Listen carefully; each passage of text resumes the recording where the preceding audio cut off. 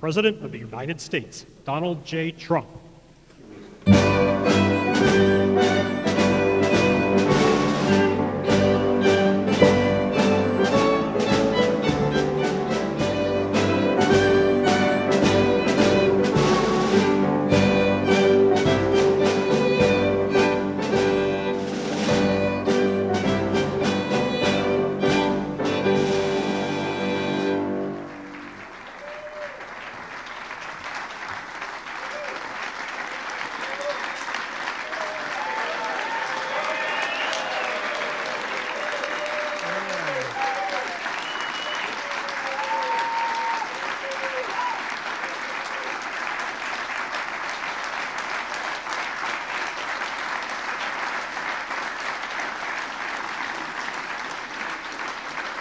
Clean, beautiful call. Clean, beautiful call.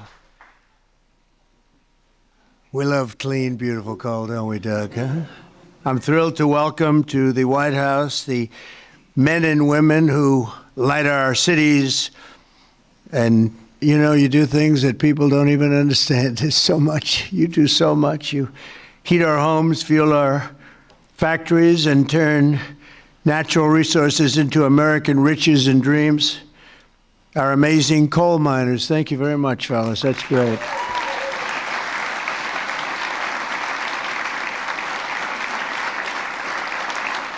And I know you well. I know you well. I think I get about 97% of your vote.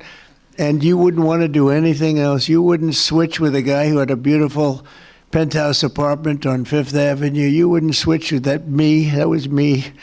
I had a nice, easy life. And now I decided to do this. But you know what? We just hit the highest price in the history of the stock market, 50,000. And a lot of people are getting rich with your 401ks and everything else. So our country is back. We have the hottest country anywhere in the world. So it's pretty cool, right? So I want to just tell you, I really appreciate you being here. You're special people. You got mistreated very badly for a long period of time. But you've never had a better friend in the Oval Office than me. And I'm proud to officially named the undisputed, when did this come out, Mr. Speaker? The undisputed champion of beautiful, clean coal. We have to proceed. Always, I don't use the word coal. It needs a PR job because it had a bad reputation for a while. So we're not allowed to say the word coal anymore. It has to be preceded by beautiful, clean coal, okay? We're cleaning it up. Very good. And we're delighted to be joined by Secretary Doug Burgum, who's done a fantastic job from the great coal mining state of North Dakota. And thanks as well to Speaker of the House, Mike Johnson, a fantastic guy who's doing a great job. Thank you, Mike. EPA Administrator Lee Zeldin. He's our secret weapon. He's getting those approvals done in record-setting time. True. Great Senators John Barrasso and Jim Justice, thank you very much for being here. Hi, Jim. Been a long time, Jim. You're looking good. Shelley Moore Capito, thank you, Shelley. Thank you very much, Johnny. Marsha Blackburn, Bill Hagerty, Ted Budd, John Husted, Bernie Moreno, and David McCormick, all here, great senators, every one of them, great senators, representatives of the House.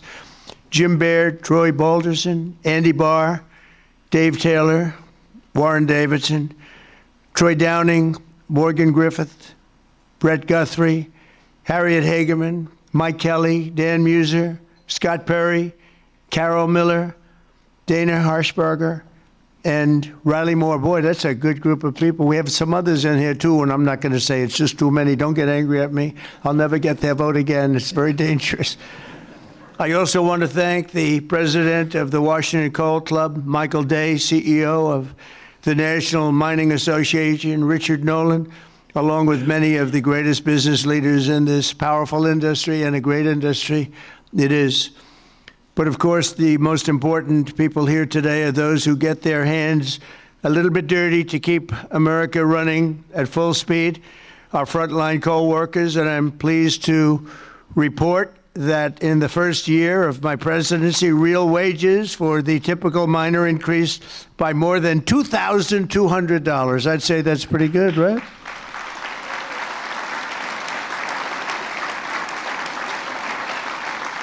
And I'll give you the bad news. It's the first time that that's happened in more than 27 years. All right? Those other presidents didn't take good care of you. They didn't take good care of you at all. They didn't realize what they had. The last time many of us were together, I signed a historic executive order to ensure that America's beautiful clean coal plants would keep running when we need it most, and that's 24 hours a day in rain, sleet, and snow. You know, coal can operate when other substances can't. The Biden administration, he had no clue what he was doing. Shut down dozens of coal plants. They shut them down. Literally, it seemed like one a week, one a day. They were shutting them down left and right as fast as you could. They were paying people to shut down a coal plant. And if we had stayed on the ruinous path, we would have seen mass suffering and rolling blackouts all over the country. We would have had blackouts right now all over the country. We would have had a country that, worse than blackouts, every other thing would have been wrong with it too, with all of the horrible things that took place at our border. And right now our border is 100% secure. First time in the history of our country, actually. And you see it all the time. So instead, when large parts of our country were hit with winter storms, it was coal that kept the power on, and it was coal that never was bothered by cold weather, warm weather. It's never bothered by anything. It just keeps on chugging, right? During this vicious storm, and they had some really bad ones, coal generation surged 31%, while solar and wind totally collapsed. I'm not a big fan of those crazy windmills. They're all made in China. You know, they're made in China, but not used by China. Let's look for a couple of wind farms in China, see if you can find one. They sell us those things for fortunes, but we don't do them anymore. Have we done any this year, Doug? We're not going to do any, hopefully, for 4 years in this country. They're losers. They lose. You're supposed to make money with energy, not lose money with energy. And they lose a lot of money.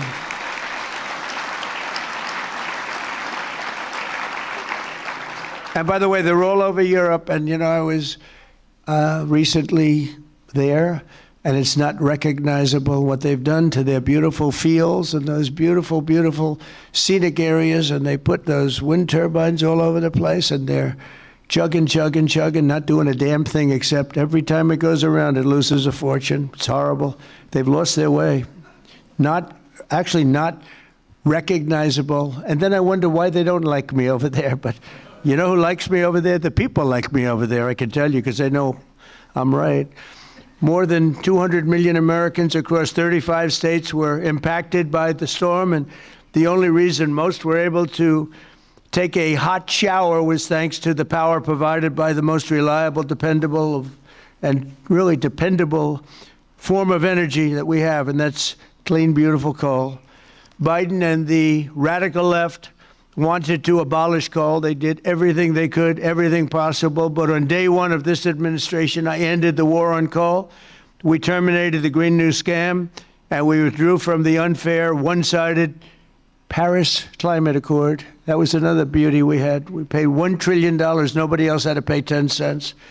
Already I've saved 74 coal power plants from crushing restrictions and closures that would have been forced to shut down in the very immediate future. And today I'm proud to announce that the Tennessee Valley Authority is taking action to save 2 major coal plants in Tennessee. Tennessee Valley Authority.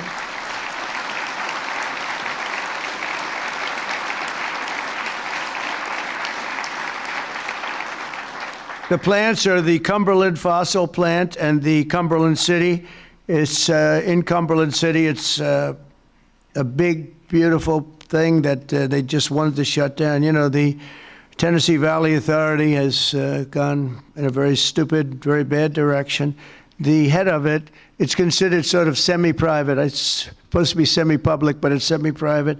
It's the highest paid government-type official in history. I think they pay them $10 million a year. They're paying them $10 million. I think the Speaker of the House wants to resign and head the Tennessee Valley Authority. And he could do a much better job, I can tell you that. Is that right, Doug? They pay him $10 million a year. Can you believe it? Well, Trump is on the scene now. We're going to make his life miserable. $10 million. I wonder what he got before he got that job. Probably making $150,000, right? And the Kingston fossil plant in Harriman, Tennessee, so they're going to remain open and they're going to be vibrant. They're going to be improved, built up, and continue to do all the things that they do. These two plants were slated for termination, but we're going to save over 450 jobs by keeping them going and going strong. In addition, I'm directing the Department of Energy to issue funds to coal plants in West Virginia, Ohio, North Carolina, and Kentucky to keep them online and keep those plants open. Right, Jim?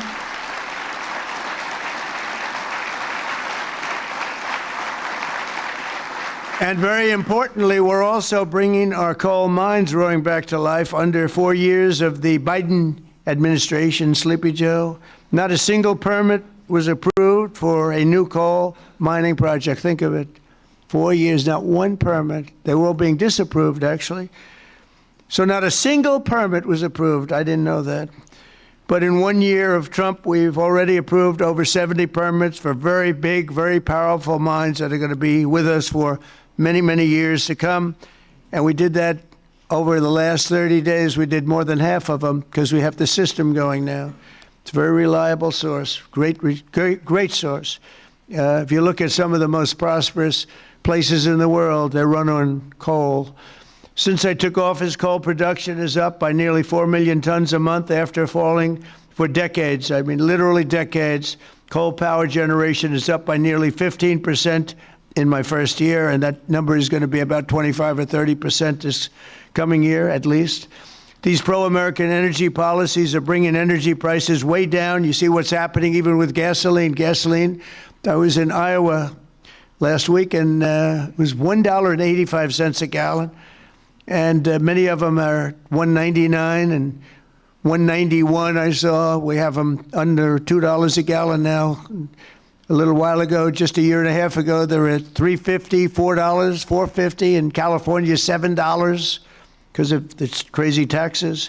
Coal is one of the lowest price energy sources, and it's probably considered by almost everybody to be the most reliable. It requires no subsidies because you make money with coal. More coal means lower cost and more money in the pocket of the American citizens and in the pocket, frankly, of the United States of America. That's not bad. Every once in a while, we have to take care of our country, right? With us today is Kayla Blackford, who drives a haul truck at Bear Run Mine in Dugger, Indiana. Great state. We love Indiana. I only like states that are one so big, you know. I want to pick no, I like them all. Where she has worked for 5 years, and she's joined by her wonderful husband, Eric, who also works at the mine, and their really incredible son, Isaac. And Kayla, if you could come forward, I'd like to just have you say a few words, please. Come on up. Where's Kayla? Kayla, oh, hi, Kayla.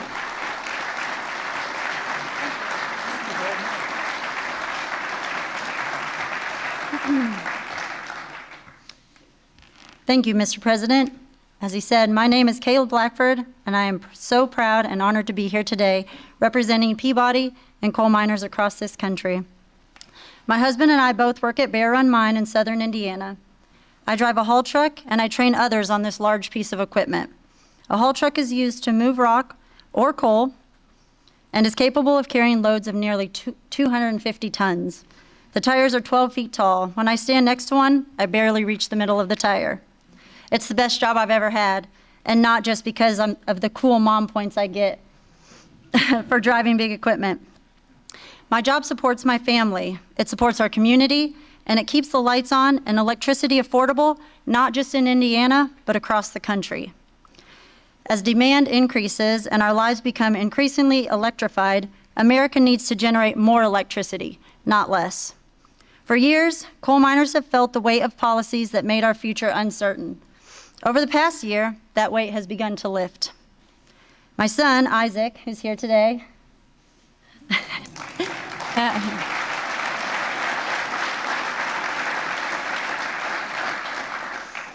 has friends whose parents also work at Bear Run. And when you grow up seeing huge mining equipment from the road, like Isaac and his friends do, you dream about the day when you get to run that equipment. When a mine closes, families don't just lose their jobs. They're often forced to leave their communities, their schools, and their support systems behind. The common sense policies to keep coal plants running implemented by this administration mean that my husband and I can keep working, stay where we are, and continue raising our son in our community that we call home.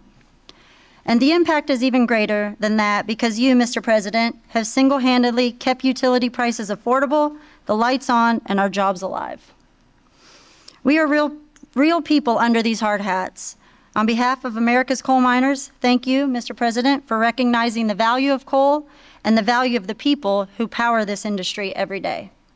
Thank you, Chairman. Thank you so much. So nice meeting you. Thank you very much for all of it. Thank you. Sorry, I'll take that.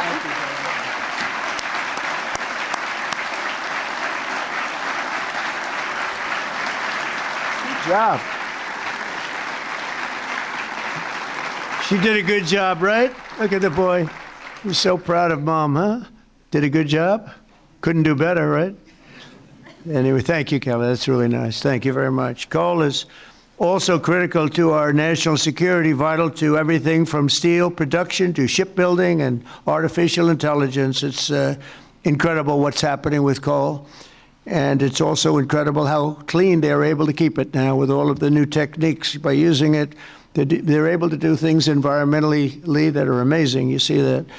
That's why I'm also pleased to announce that in just a moment, I will sign an executive order that directs the Department of War to work directly with coal plants on the new power purchasing agreements, ensuring that we have more reliable power and stronger and more resilient grid power. And we're going to be buying a lot of coal through the military now, and it's going to be less expensive and actually much more effective than what we have been using for many, many years. And again, with the environmental progress that's been made on coal, it's going to be just as clean.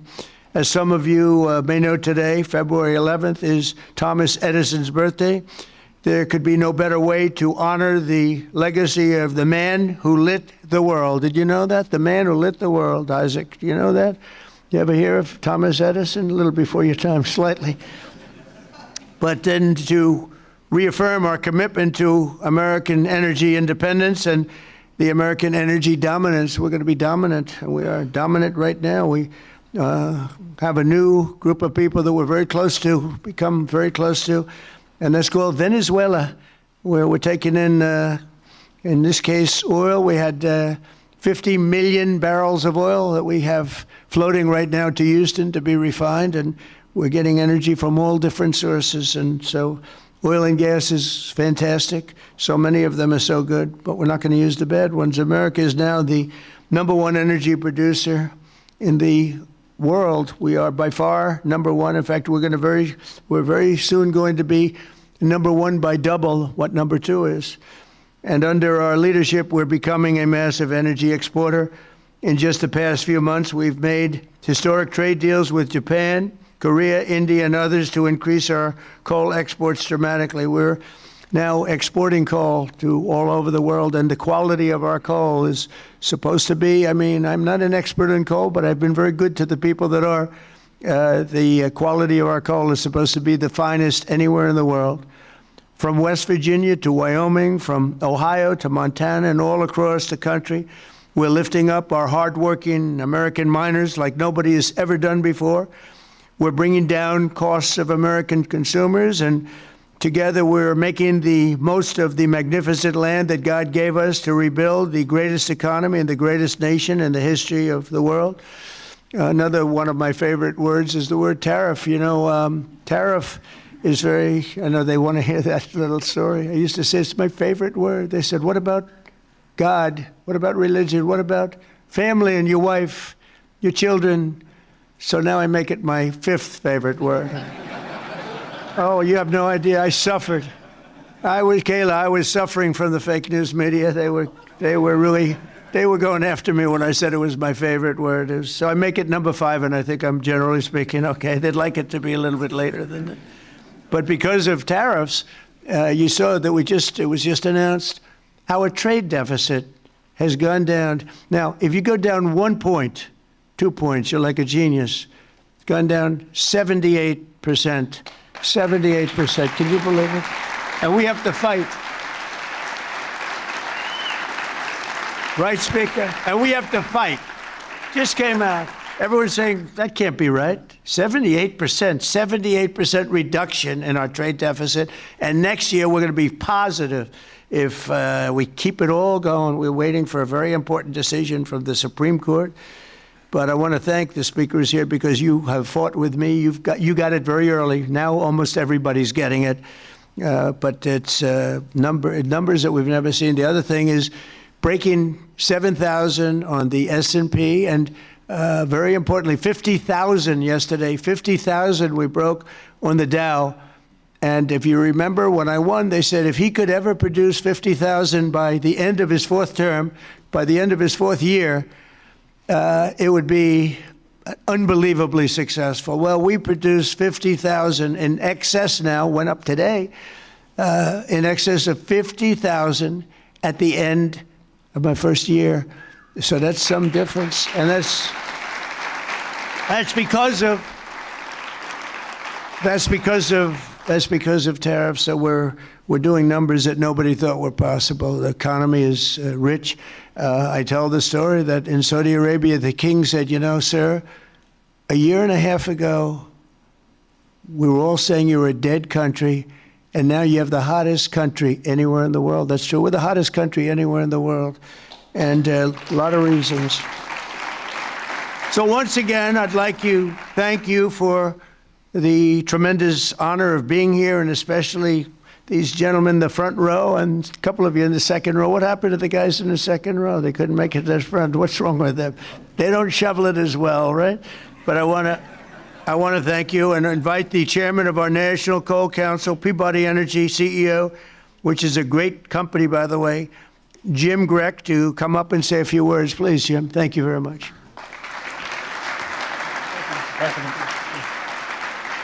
Taylor's a tough act to follow. Mr. President, we stand here today representing the thousands of coal miners across the country to express our deep gratitude to you, sir, for the actions you've taken to support our industry. Your leadership and decisive actions have sent a powerful message. We have a president who, more than any other, deeply understands the importance of coal in supporting the future of this nation. Sir, you know what most people don't. The U.S. has more energy in its coal than any nation has in any single energy source. We have more energy than Russia has in its gas, and we have more energy than Saudi Arabia has in its oil. Yet before you, sir, presidents were afraid to allow coal to help keep electricity abundant and low cost. And Mr. President, that changed with you. We saw the impact of your wise policy in real time during the recent winter storm as temperatures plunged and demand surged. The coal plants you directed to keep open provided the stability and resilience that the grid needed. And today, thanks to your leadership, sir, we are working with your administration on the potential to build new coal-fueled power plants and having coal emerge as a source of rare earth elements and critical minerals that are essential for our national security and economic future. And because of you, sir, the mining towns that once feared for their futures are seeing new investment, renewed optimism, and a sense of pride restored. Families feel more secure, local businesses are growing again, communities that had been written off are reinvigorated. For the thousands of workers across this industry, your support has meant more than policy, sir. It has meant dignity, stability, and the recognition that their work matters in making America great again. So, sir, Mr. President, on behalf of Michael Day, the chairman of the Washington Coal Club, and all the coal miners across our great country, I'd like to ask there's some executives and coal miners are going to join us on stage, and we are going to present you an award, sir. Oh, it's great. Thank you very much. Thank you.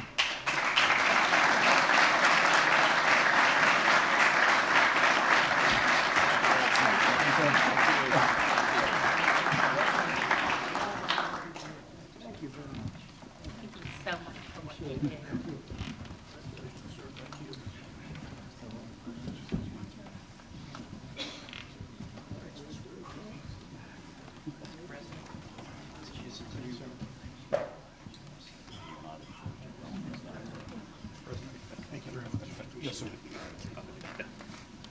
Thank you, fellas, very much. Thank you, Mr. President. Sir, to show our appreciation, the trophy says the undisputed champion of beautiful clean coal. Thank you, sir.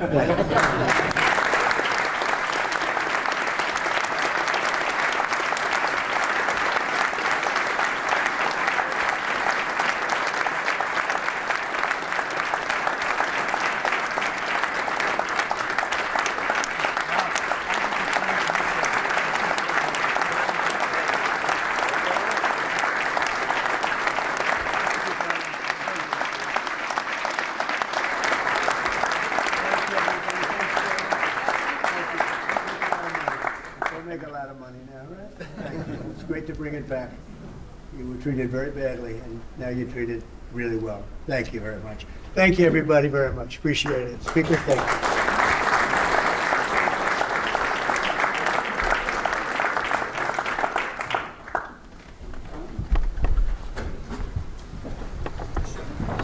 We don't use auto pens. There's no auto pen.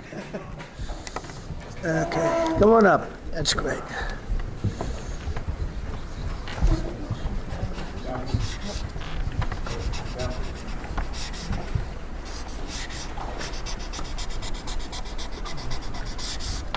Okay. Here you go, fellas. Take these. Take these, guys.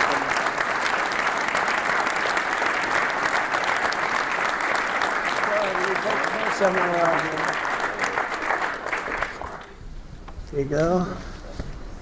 I'll get up. Okay, come on. You guys okay? Yes, Speaker? sir.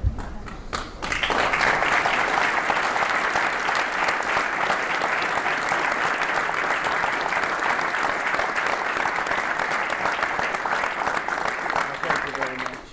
Good. Thank you very much, folks. Good luck. Make a lot of money. All right. Have a good time. Thank you.